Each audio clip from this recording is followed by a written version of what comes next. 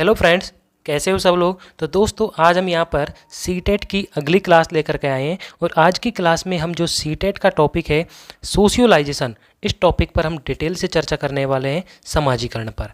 अब देखिए, समाजीकरण के बिना वैसे तो बच्चे का विकास हो ही नहीं सकता, क्योंकि बच्चा है वो समाज में ही रहता है, समाज में से ही सीखता है और समाज में ही बच्चे का विकास होता है। समाज के बिना बच्चे का कोई महत्व नहीं है। तो इसी तरीके से पूरी सीडीपी में बच्चे के बारे में बताया गया है और उस सीडीपी में बच्चे के साथ साथ में पूरे समाजीकरण को, मतलब जब बच्चा समाज में रहेगा तो समाजीकरण का बहुत इंपॉर्टेंट है। तो समाजीकरण टॉपिक जो है हर एक टॉपिक से थोड़ा थोड़ा रिलेटेड है। अगर आपने समाजीकरण टॉपिक नहीं पढ़ा तो आपकी सीडीपी में से जो समाजीकरण से रिलेटेड जो भी टॉपिक है वो आपको समझ नहीं आएंगे। तो चलिए स्टार्ट करते हैं समाजीकरण टॉपिक को। देखिए, समाजीकरण होता क्या है कि समाजीकरण एक ऐसी प्रक्रिया है जिसमें मानव समाज द्वारा सीखता है। अब एक छोटा बच्चा होता है, छोटा बच्चा सबसे पहले उसके माँ के संपर्क में आता है। अगर बात करें कि प्रथम गुरु कौन होता है बच्चे का, तो वो होता है उसकी माँ होती है। इसके बाद बच्चा जो है माता और पिता दोनों से सीखता है। फिर धीरे धीरे बच्चा बढ़ता है तो दादा दादी उन सभी के संपर्क में रहता है और बच्चा बड़ा होता है धीरे धीरे, तो वो आस पड़ोस में जो बच्चे हैं उनके साथ खेलता है। आस पड़ोस के जो अंकल आंटी लोग हैं या बड़े बुजुर्ग जो हैं उनके संपर्क में आता है। और इसके बाद जैसे ही बच्चा और बड़ा होता है तो वो स्कूल जाने लगता है। और ये सभी चीज़ें हमारे किसका हिस्सा है? समाज का हिस्सा है। एक तरीके से हमारे समाजीकरण का हिस्सा है, सोशलाइजेशन का हिस्सा है, क्योंकि ये सारी चीज़ें ही समाजीकरण में उपस्थित हैं। ठीक है। अब समाजीकरण की प्रक्रिया है जो पूरे जीवन निरंतर चलती रहती है। अब हम कंटिन्यूअसली हैं, हम भी इतने बड़े हो चुके हैं, हम भी समाज में ही रहते हैं और समाज में आगे एक एक धीरे धीरे हम एक स्टेप बाय स्टेप गुजरते जा रहे हैं। समाज में हम भी जैसे अपनी सीढ़ी दर सीढ़ी अपने सफलता की ओर बढ़ते जा रहे हैं। तो इसी तरीके से जो है समाजीकरण जो है पूरे जीवन तक निरंतर रूप से चलने वाली प्रक्रिया है। मतलब कि जब भी आपका जन्म होता है तो जन्म से लेकर मृत्यु तक जो है समाजीकरण चलता है। मैंने गर्भ नहीं कहा, जन्म से लेकर के मृत्यु तक जो है समाजीकरण आपका चलता रहता है। यह एक जटिल प्रक्रिया, कॉम्प्लेक्स प्रोसेस है। कॉम्प्लेक्स प्रोसेस कैसे है? क्योंकि बच्चा समाज में रहेगा, समाज के नियमों को सीखना है, समाज में किस तरीके से रहा जाता है, बड़े बुजुर्गों के साथ कैसे बातें की जाती है, वो एक दिन में नहीं सीख पाता एक बच्चा। उसको 2, 5, 10 दिन लगातार आप ऐसे बताओगे कि बड़े बुजुर्गों को पैर छूना है, अपने साथ के लोगों को नमस्ते करनी है, तो इस तरीके से जैसे उनको बताएंगे वैसे ही वो एक दिन में नहीं सीखता है। तो इसीलिए ये जटिल प्रोसेस है और जो अप्रत्यक्ष और प्रत्यक्ष दोनों रूपों में होता है। अब समाजीकरण एक तो हमें दिखाई देता है, जैसे बड़े बुजुर्ग हैं, हम स्कूल जाते हैं तो वो समाजीकरण का हिस्सा है। और अप्रत्यक्ष रूप से भी हो जाता है, जो हमें दिखाई नहीं देता, और अप्रत्यक्ष रूप से भी समाजीकरण हो जाता है।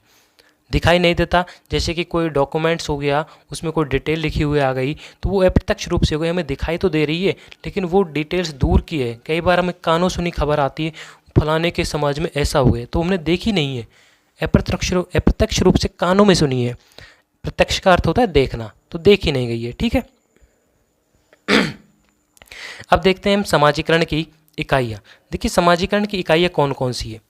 देखिए, समाजीकरण में पहला आता है परिवार। सबसे पहले अगर हम बात करें समाजीकरण की इकाई की, तो समाजीकरण की जो पहली इकाई आ जाती है वो आ जाती है परिवार। ठीक है। परिवार में फैमिली हो गई, परिवार के सदस्य हो गए, माता पिता, बड़े बुजुर्ग हो गए, दादा दादी हो गए, चाचा चाची, ताऊ ताई हो गए, वो सभी जो होते हैं वो परिवार के समाजीकरण का एक हिस्सा है। उसके बाद आता है विद्यालय। जैसे कि विद्यालय में जाएंगे तो विद्यालय भी जो है वो समाजीकरण का हिस्सा है। विद्यालय में जो टीचर पढ़ाते हैं वो बिल्कुल एक समाजीकरण का हिस्सा है। ठीक है। और इसके बाद में मीडिया भी समाजीकरण का एक हिस्सा है। ठीक है। इसके बाद अगर हम देखें तो आस पड़ोस के लोग जो भी हैं वो भी समाजीकरण का हिस्सा ही है, क्योंकि आस पड़ोस में जो लोग रहते हैं वो भी समाज में ही रहते हैं। ठीक है। तो ये सभी हमारे समाजीकरण के लोग हो गए। समाजीकरण की एक तरीके से इकाइयाँ हैं कि समाजीकरण में कौन कौन सी इकाइयाँ, तो मतलब कौन कौन सी इकाइयाँ, परिवार, विद्यालय, अध्यापक, मीडिया, आस पड़ोसी, ये सभी हमारे समाजीकरण की इकाइयाँ हैं। अब देखिए, ये समाजीकरण की इकाइयाँ तो हो गई, लेकिन समाजीकरण की जो इकाइयाँ हैं वो 2 तरह की होती हैं, एक तो एक्टिव और एक पैसिव। अब एक्टिव और पैसिव देखिए कि बच्चे के समाजीकरण हेतु 2 तरह की एजेंसी काम करती हैं। कौन कौन सी? एक तो एक्टिव एजेंसी, सक्रिय एजेंसी। अब सक्रिय एजेंसी कैसे होती हैं? देखिए, जिसका बच्चे पर सीधा सीधा प्रभाव पड़ता है। मतलब सीधा सीधा प्रभाव की बात बताएं तो जहाँ पर बच्चा जो है थोड़ा ज़्यादा टाइम रहता है। अब बच्चा जो है थोड़ा ज़्यादा टाइम कहाँ रहता है, मतलब कुछ ज़्यादा समय के लिए बच्चा वहाँ पर ठहरता हो। परिवार में एक सीधी सी बात करें तो ज़्यादा समय रहता हो, सीधा सीधा प्रभाव तभी पड़ेगा उस पर। परिवार में बच्चा सबसे ज़्यादा रहता है, दोस्तों के साथ भी रहेगा, दिन में एक बार तो कम से कम मिल ही लेगा दोस्तों से, पड़ोसियों से भी, क्योंकि पड़ोसी तो अपने परिवार मकान के घर के बगल में ही हैं, तो वो पड़ोसी हैं, तो उनसे भी हम एक बार मिल ले हैं। कभी कभी हम रिश्तेदारों से भी जो है, कोई कोई रिश्तेदार होते हैं 2-4 दिन में आ जाता है, कभी परिवार में से कोई ना कोई एक रिश्तेदार आ ही जाता है, ठीक है। स्वास्थ्य क्लब है, वहाँ पर भी हम कभी कभी जो है चले जाते हैं। स्कूल में भी बच्चा जो है बाद जैसे 2-4 साल का 4 साल का हो जाता है, उसके बाद वो स्कूल में भी डेली जाता है।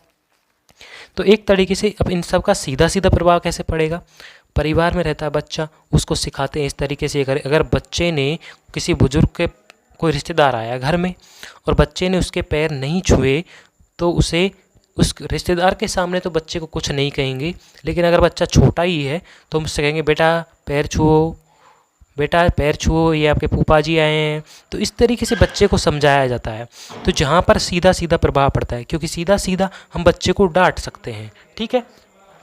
तो इस तरीके से सीधा सीधा प्रभाव पड़ता है। बच्चे हमारे बिल्कुल, अगर बच्चे ने थोड़ी भी गलती की तो हम उसको सीधा डांट सकते हैं, तो वो होता है सीधा सीधा प्रभाव, ठीक है। अब बात करते हैं हम निष्क्रिय एजेंसी की। देखिए निष्क्रिय एजेंसी क्या होती है, पैसिव एजेंसी वो होती है जिसका बच्चे पर सीधा सीधा प्रभाव नहीं पड़ता। अब सीधा सीधा प्रभाव कैसे नहीं पड़ता, पुलिस स्टेशन का, सार्वजनिक पुस्तकालय, रेलवे स्टेशन और एयरपोर्ट का।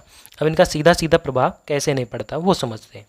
देखिए पुलिस स्टेशन में तब तक बच्चे का प्रभाव नहीं पड़ता जब तक कि बच्चा या तो कोई क्राइम नहीं कर दे, या बच्चा कोई चोरी करेगा छोटी मोटी, तभी उस पर पुलिस स्टेशन एक्शन लेगा, मतलब पुलिस उस पर कार्रवाई करेगी, तो पुलिस स्टेशन का प्रभाव तब जाके पड़ेगा उस पर, बाकी ऐसा कोई प्रभाव नहीं पड़ेगा, ठीक है।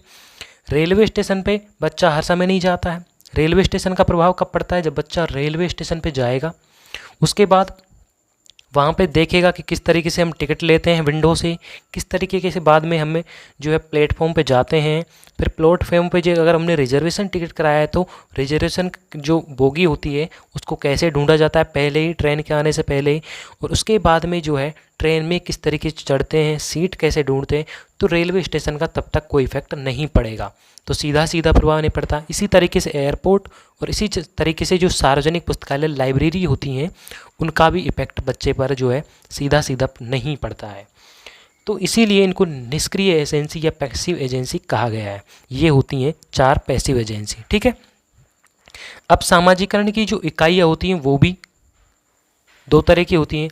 अब आप सोच रहे हैं कि इकाइयाँ और एजेंसी जो इस तरीके से बताई हैं वो कितनी तरह की हो गई। देखिए हमने यहाँ पर पढ़ी थी पहले इकाइयाँ, अब इकाइयों में भी हमने यहाँ पर इकाइयाँ बांटी हैं, लेकिन वो प्राथमिक और द्वितीय 2 तरह की होती हैं, और यहाँ पे इकाइयों के प्रकार बताए गए हैं। अब समाजीकरण की एजेंसी या इकाइयाँ क्या होती हैं, देखिए इकाइयों में 2 तरह की इकाइयाँ होती हैं। ये भी वैसे मैंने इकाइयाँ आपको बताई थी कि 4 तरह की 4 होती हैं। परिवार एक जो है 4-5 हो जाती हैं, परिवार, स्कूल, टीचर, आस पड़ोसी, ठीक है। तो ये सभी जो परिवार की इकाइयाँ होती हैं, लेकिन इन सभी परिवार की इकाइयों को 2 तरह की इकाइयों में बांटा गया है, एक प्राथमिक इकाई और दूसरी है द्वितीयक इकाई। प्राइमरी एजेंसी, प्राथमिक इकाई क्या होती है, देखिए सामाजिकरण का हमारा जो प्रारंभ होता है वो कहाँ से होता है, फैमिली से होता है, परिवार से, और परिवार जो सामाजिकरण की पहली इकाई है।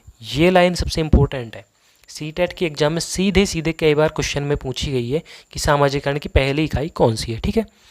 तो ये होती है, क्योंकि सामाजिकरण का जो प्रारंभ होता है वो परिवार से ही होता है, ठीक है। दूसरी इकाई है द्वितीयक इकाई, ये सेकेंडरी एजेंसी। सेकेंडरी एजेंसी में बाकी आ जाएंगी परिवार के अलावा, जैसे कि स्कूल हो गई, टीचर्स हो गए, गेम्स हो गए, मीडिया हो गई, धार्मिक संस्था हो गई और आस पड़ोस के हो गए। ये सभी जो होती हैं सेकेंडरी एजेंसी है सामाजिकरण की, ठीक है। मतलब कि परिवार की जो प्राथमिक इकाई है सामाजिकरण की वो है परिवार, और बाकी उसके परिवार के बाद में जो सभी इकाइयाँ बची हैं वो सेकेंडरी इकाइयाँ हैं, ठीक है। तो ये सभी सेकेंडरी इकाइयाँ हैं, स्कूल, टीचर्स, गेम्स, मीडिया, धार्मिक संस्थान हो गए जैसे कि मंदिर हो गए, मस्जिद हो गए, ठीक है, इस तरीके से। अब समाजीकरण की प्रक्रिया जो है प्रभावित किन किन कारकों से होती है, देखिए तो समाजीकरण की प्रक्रिया हो चुकी है वो इन कारकों से प्रभावित होती है, पालन पोषण से। देखिए सामाजीकरण की प्रक्रिया पालन पोषण से कैसे प्रभावित होगी, एक बच्चा तो जो है हेल्थ है और एक बच्चा कुपोषण से ग्रसित है। अब हेल्दी बच्चा है तो बोलेगा भी अच्छा, खेलकूद भी अच्छा करेगा, ठीक है, बड़े बुजुर्गों के साथ उसको व्यवहार जैसा बताएंगे वैसा कर लेगा वो। लेकिन जो कुपोषण से ग्रसित बच्चा है वो ना तो ठीक ढंग से खा पाएगा, ना ठीक ढंग से जो अपने बराबर के जो दोस्त है, अपने बराबर के जो अन्य बच्चे हैं उनके साथ खेल पाएगा। तो इसी तरीके से जो पालन पोषण का इफेक्ट पड़ता है समाजीकरण की प्रक्रिया पर। सहयोग, अब देखिए एक बच्चा है, उसको तो उसके माता पिता सहयोग करते हैं। जैसे कि एक छोटा दो बच्चे हैं, एक दोनों में से किसी को भी चलना नहीं आता, लेकिन एक को तो जो है हम थोड़ा सहारा दे करके चलाने की कोशिश कर रहे हैं कि चलो ऐसे, और दूसरे को हम चलाने का कोशिश ही नहीं कर रहे। तो हो गई ना समाजीकरण की प्रक्रिया, इफेक्ट पड़ जाएगा उस पर। एक तो जल्दी सीख जाएगा चलना, एक लेट चलना सीखेगा। अब जो जल्दी चलना सीखेगा तो वो खेलकूद भी जल्दी करना सीखेगा, तो खेलकूद जल्दी करना सीखेगा तो वो बोलना भी जल्दी सीखेगा। तो इस तरीके से जिसको सहयोग मिल जाएगा उसको समाजीकरण जल्दी हो जाएगा, जिसको सहयोग नहीं मिलेगा उसका समाजीकरण धीरे होगा, तो उसकी प्रक्रिया प्रभावित हो गई। दूसरा अनुकरण। अब अनुकरण से भी, अब मान लीजिए एक छोटा बच्चा है, आपने देखा होगा कई बार छोटे बच्चे जो होते हैं वो बड़ों का अनुकरण करते हैं। जैसे कि बड़े में मतलब मम्मी पापा, अब लड़का है तो ज़्यादातर वो पापा का अनुकरण करेगा, लड़की है तो मम्मी का। लड़का है तो पापा ने जैसे शूज पहन रखे हैं वो भी वैसे ही पहनेगा, जैसे टाई कोट पहन रखा है वो भी उसी की तरह अनुकरण करने की कोशिश करेगा। पापा जैसे बोलते हैं वो भी वैसे ही बोलने की कोशिश करेगा। पापा जैसे खाते हैं जिस तरीके से वो भी उसी तरीके से खाने की कोशिश करेगा। तो इस तरीके से जो अनुकरण करेगा ना वो भी समाजीकरण की प्रक्रिया, क्योंकि अनुकरण कर रहा है वो बड़ों का सीधा अनुकरण करेगा तो समाजीकरण को वो डायरेक्टली सीख रहा है, ठीक है।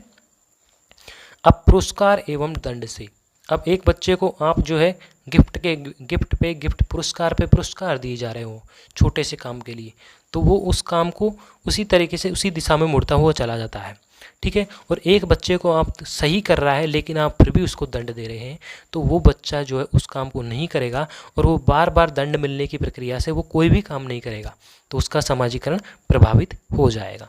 तो दोस्तों यहाँ पर जो हमारा समाजीकरण का टॉपिक है वो कंप्लीट होता है। हमने समाजीकरण की प्रक्रिया निम्न जो प्रभावित करते हैं वो तत्व भी पढ़ लिए हैं हमने। समाजीकरण की जो इकाइयाँ हैं, प्राथमिक इकाई और द्वितीयक इकाई के बारे में भी हमने डिटेल से जान लिया है। इसके अलावा हमने समाजीकरण की इकाइयों के प्रकार भी पढ़ लिए हैं, एक्टिव एजेंसी और पैसिव एजेंसी के बारे में। इसके अलावा समाजीकरण की हमने जो थोड़ी सी डिटेल जानकारी है कि जो पूर्ण जीवन भर चलती रहती है निरंतर जन्म से मृत्यु तक, वो भी जान ली और समाजीकरण की इकाइयों के बारे में भी हमने जान लिया है। तो दोस्तों आपका यहाँ पर जो है समाजीकरण टॉपिक कंप्लीट होता है। तो फ्रेंड्स अब हम अगली वीडियो में मिलते हैं किसी नए टॉपिक के साथ में।